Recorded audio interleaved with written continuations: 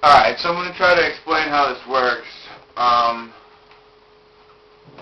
So right now I just ran out of ammo because I'm dumb, and I just found the spot where they keep respawning. Let me see if I can find. So they usually have spots for ammo. To change your weapon, it has little buttons on the side here. The square and the triangle button are on the sides. On both sides, whether you use it left-handed or right-handed, you can change your weapon like that. The aiming actually works pretty decent now that I fucking know what to do. It's actually gotten better. Basically, when you turn the settings completely off, it actually aims properly. And I've kind of figured out a trick that if I kind of use the back end that goes up against my shoulder as sort of like a plane fin, I can kind of like steer myself.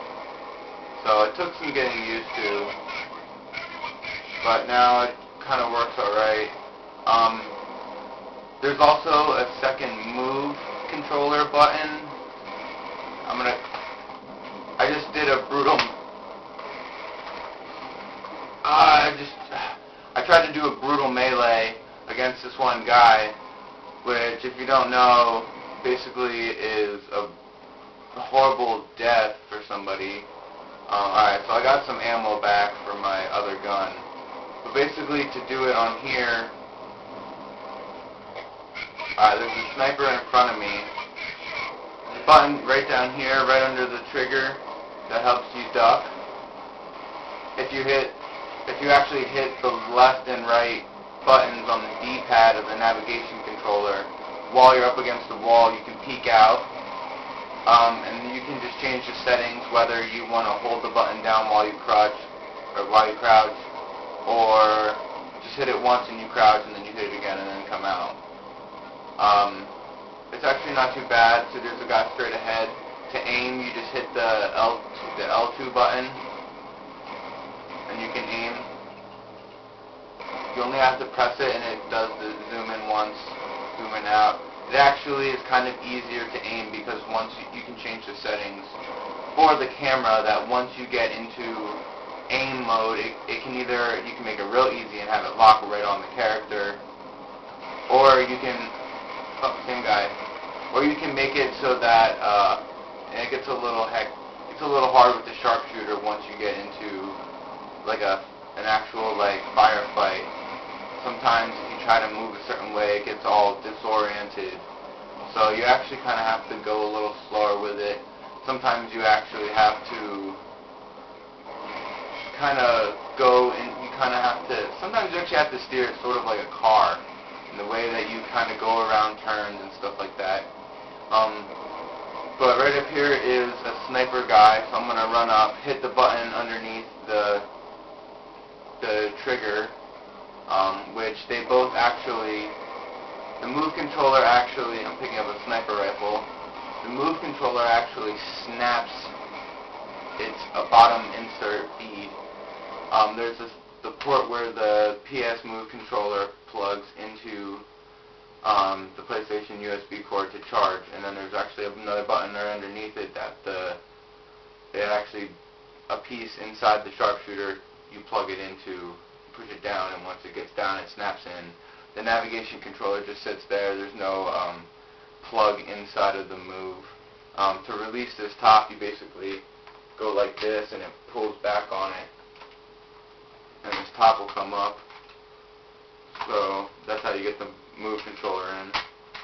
Pretty cool. And different firing modes, some other kind of lock mode, which I haven't really used or anything. This actually can go in and out depending on, I guess, your arm length.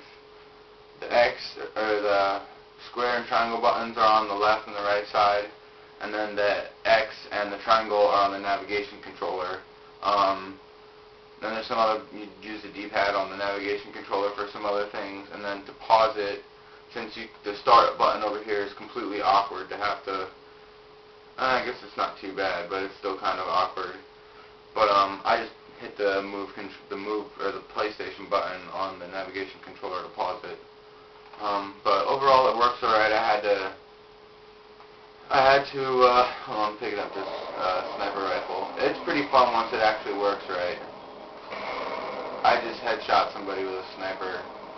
You then would zoom with the up button on the navigation controller. Once you hit the original zoom button on the which is L2, and you can hit up on the D-pad of the navigation controller to zoom in further. You switch to your other weapons with this button right here on the side, whether you're left-handed or right-handed on whichever side. The other button, which is square, will then help you jump. Do a brutal melee, you actually have to go like that. There's vibration in this, so when you die and when you get hit, you know, it vibrates. Brutal melee is kind of sucks once you actually go forward and hit. Your crosshair kind of gets a little screwed up, so it takes a second to readjust it. You can shoot,